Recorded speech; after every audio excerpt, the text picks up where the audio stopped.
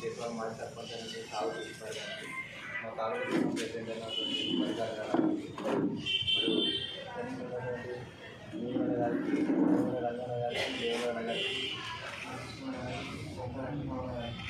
అందరికీ కూడా మాజీ సర్పంచ్ వెంకటేశ్వర గారికి అందరూ కూడా కుల బంధువులకు అందరూ కూడా విశేషణ పెద్దలకు మరి పార్టీ నాయకులకు అందరూ కూడా పేరు పేరున నమస్కారాలు తెలియజేస్తూ మరి ఈరోజు మరి ప్రెసిడెంట్ ఎలక్ట్రానిక్ మీడియా అన్న వాళ్ళకి అందరూ కూడా నమస్కారం తెలియజేస్తూ మరి ఈరోజు ఈ ప్రెస్ మీట్ నిర్వహించడం ముఖ్య ఉద్దేశం ఏంటంటే మరియు అలంపూర్ నియోజకవర్గంలో ఉన్నటువంటి పరిస్థితులు ఈరోజు వరకు కూడా ఇంకా అధిష్టానం ఎవరు కూడా బీఫామ్ క్లియర్ చేయలేదు.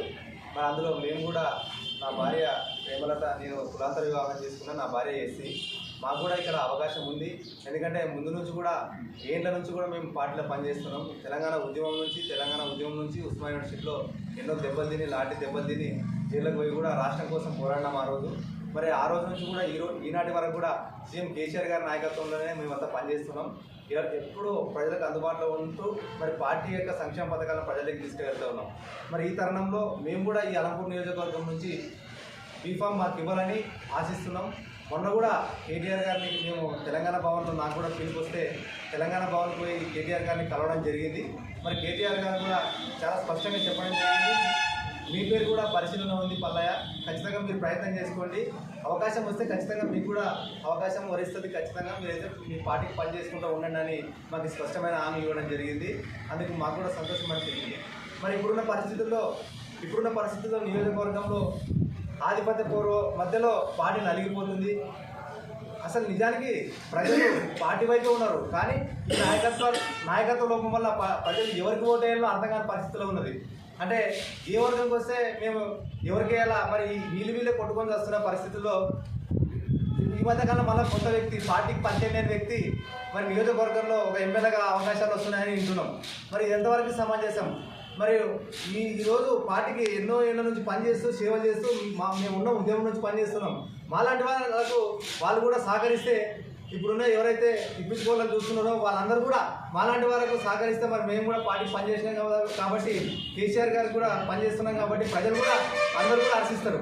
మరి అది చేయకుండా ఆధిపత్యంతో నాకు కావాలని వాళ్ళు ప్రయత్నం చేస్తున్నారు. మరి ఇక్కడ ప్రస్తుతం ఉన్నటువంటి పార్టీ ప్రకటించిన అభ్యర్థి మీద కూడా ప్రజల్లో ఎటువంటి విశ్వసనీయత లేదు.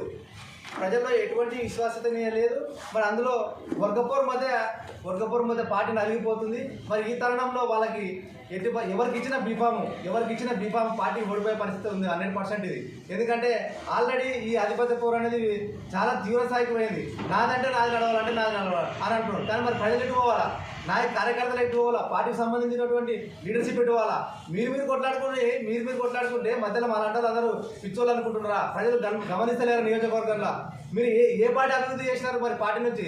మరి గతంలో కూడా ఇప్పుడున్న ప్రజెంట్ ప్రకటించిన అభ్యర్థి కూడా గతంలో కూడా ఒకసారి ఎమ్మెల్యే అయినాడు, మళ్ళీ ఇప్పుడు ఎమ్మెల్యే అయినాడు. ఆల్రెడీ వయసు మీద పడింది. ఇంకా ఆయన పెద్ద మనిషి చేసుకొని ఇంకొకరు కూడా సహకరించాలా?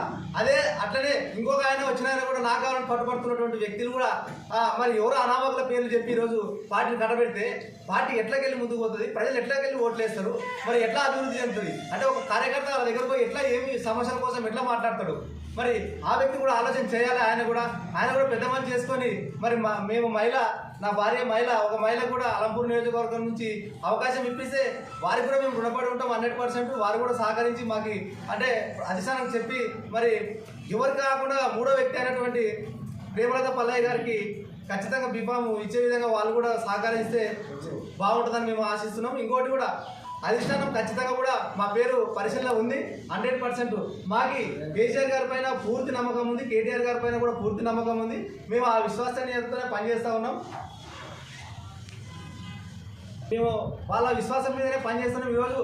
ఈరోజు పార్టీని నమ్ముకొని మేము జీవితాలు నాశనం చేసుకుని పార్టీని నమ్ముకొని పార్టీ కోసం పనిచేస్తున్నాం నిరంతరం.